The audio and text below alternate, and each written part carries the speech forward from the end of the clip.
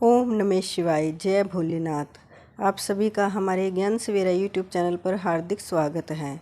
आइए सुनते हैं सावन मास महात्म्य का 15वां अध्याय, सुपोदन नामक व्रत। श्री सनंत कुमार जी ने भगवान श्री सदाशिव से कहा, हे प्रभु, मैं नागों का आश्चर्यजनक नाग पंचमी व्रत आपके मुखार वृंद से सुन चुका हूँ। हे द्वेष, अब आप मुझे षष्ठी के दिन किए जाने वाले व्रत के संबंध में बतलाइए। इस व्रत का नाम क्या है और विधान क्या है? भगवान श्री सदाशिव ने श्री सनंत कुमार जी से कहा, हे तात, श्रावण मास शुक्ल पक्ष के षष्ठी तिथि को महामृत्युंजय विनाशक उत्तम सुपोदन नाम का व्रत करना चाहिए। शिवालय या घर में भगवान श्री सदाशिव का अर्चन करके दाल, आटे, भात का नैवेद्य, नमक सहित आम का साग रखना चाहिए। ब्राह्मणों को नैवेद्य पदार्थों का वायन देना चाहिए। जो मनुष्य विधि पूर्वक इस व्रत को करता है उसे बड़े भारी पुण्य की प्राप्ति होती है। इसके संबंध में तुम्हें मैं एक प्राचीन कथा सुनाता हूँ। रोहत नामक एक राजा के यहाँ बहुत समय तक संतान नहीं हुई। उसने पुत्र की प्राप्ति के लिए कठिन तप किया। तप के द्वारा श्री ब्रह्मा जी ने प्रकट होकर उस राजा से कहा, हे राजन, तुम्हारे भाग्य में पुत्र प्राप्ति नहीं है। लेकिन राजा इस पर भी पूर्ववत तपस्या में लीन रहा। ब्रह्मा जी दोबारा प्रकट हुए और राजा से कहा, हे राजन, तुम्हें जो पुत्र मैं दूंगा वह अल्पायु होगा। इस पर राजा और रानी ने सोचा कि अल्पायु पुत्र ही सही, एक तो उसकी प्राप्ति से वंध्यापन हट जाएगा, दूसरे इस लोक में अपुत्र होने की निंदा मिट जाएगी। श्री ब्रह्मा जी के वरदान से राजा के यहाँ शोक और हर्ष से युक्त पुत्र हुआ। राजा ने जात कर्म आदि संस्कार बड़ी धूमधाम से किए। राजा पुरोहित तथा रानी दक्षिणा ने पुत्र का नाम शिवदत्त रखा। डरते डरते राजा ने राजकुमार का उपनयन संस्कार किया। मृत्यु की भय से राजा ने उसका विवाह नहीं किया। जब राजकुमार 16 वर्ष का हुआ तो उसकी मृत्यु हो गई। ब्रह्मचारी पुत्र के मरने से राजा दिन रात चिंतित रहने लगा, क्योंकि जिस वंश में ब्रह्मचारी की मृत्यु हो जाती है वह वंश नष्ट हो जाता है और उसकी दुर्गति हो जाती है।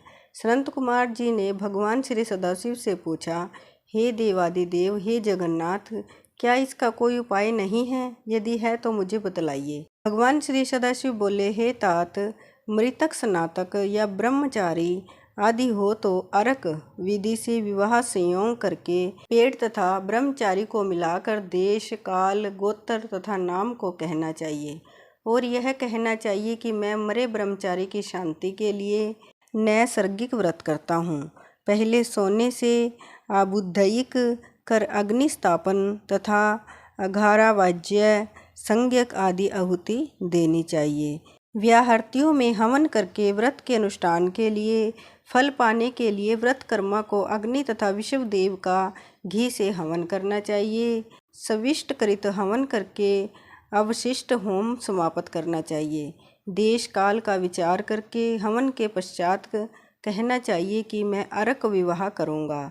सोने से आबुद्धयिक करके पीपल शाखा तथा शव को हल्दी और तेल से लेप कर पीले सूत द्वारा वेष्टित करना चाहिए। फिर अग्नि स्थापना करके विवाह विधि द्वारा आगारांत हवन करके अग्नि, बृहस्पति, काम, 4 व्याहृतियों से हवन करके स्विष्टकृत संज्ञक होम कर कर्म को समाप्त कर देना चाहिए। यथा विधि पीपल की डाल और मृत शव को जला देना चाहिए। मृत्यु की संभावना हो तो इस व्रत को 6 वर्ष तक करना चाहिए। 30 ब्रह्मचारियों को नए कोपिन और एक हाथ का या करण मात्र का कृष्णाजिन देना चाहिए। खड़ाऊं, छत्र, माला, गोपी चंदन, मणि, प्रबाल, माला तथा आभूषण समर्पण करने चाहिए। इस प्रकार करने पर कोई विघ्न नहीं होता। भगवान श्री सदाशिव ने श्री सनंत कुमार से कहा, हे सनंत कुमार, राजा ने इस विधि को ब्राह्मण के मुख से श्रवण करके सोचा कि यह अमुख्य अर्क विवाह मुझे अच्छा नहीं लगा। विवाह का मुख्य होना उचित है, जिससे मेरे जीव के वास्ते कोई कन्या नहीं देता। मैं राजा हूँ, जो कोई इसको अपनी लड़की देगा मैं उसे रत्न तथा बहुत सा धन प्रदान करूँगा। उसके शहर में एक ब्राह्मण रहता था, जो कि उन दिनों बाहर गया हुआ था। उसकी पहली मृत पत्नी से एक लड़की थी। उस ब्राह्मण की दूसरी पत्नी बहुत ही दुष्ट थी। उसने डाह से तथा पैसों के लालच में राजा को लड़की देना स्वीकार कर लिया। उसने 1 लाख रुपया नगद लेकर राजा को अपनी सौत की 10 वर्षीय कन्या उसके मृत लड़के के लिए दे दी। उस लड़की को लेकर राजा के सेवक शमशान भूमि में गए। उन्होंने राजकुमार के शव के साथ उस लड़की का विवाह किया और बाद में उस शव के साथ उस लड़की को जलाने की तैयारियां करने लगे। तब लड़की बोली, आप यह क्या कर रहे हैं? लड़की की बात सुनकर वे सब दुखी होकर बोले, यह तेरा पति है, हम इसकी देह को जला रहे हैं। लड़की डर कर रोने लगी और उसने कहा, आप मेरे स्वामी को क्यों जलाते हो?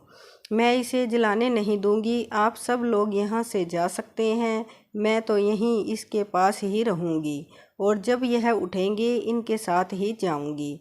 लड़की का हठ देखकर सब करुणा से आर्द्रचित होकर वहाँ से चले गए।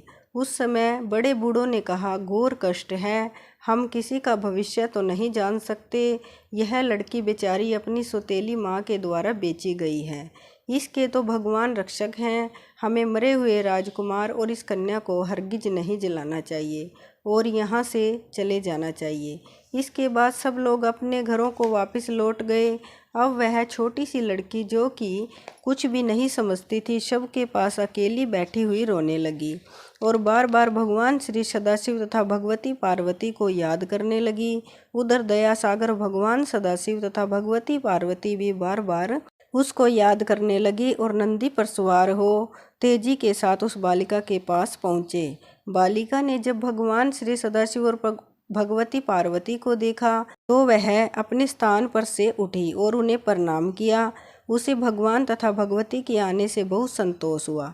उसने भगवान सदाशिव से पूछा, क्या मेरे पति जी उठेंगे? उसके सहज बाल भाव को देखकर कृपालु भगवान सदाशिव तथा पार्वती ने कहा, हे बालिके, तेरी माँ ने सुपोधन नामक व्रत किया था।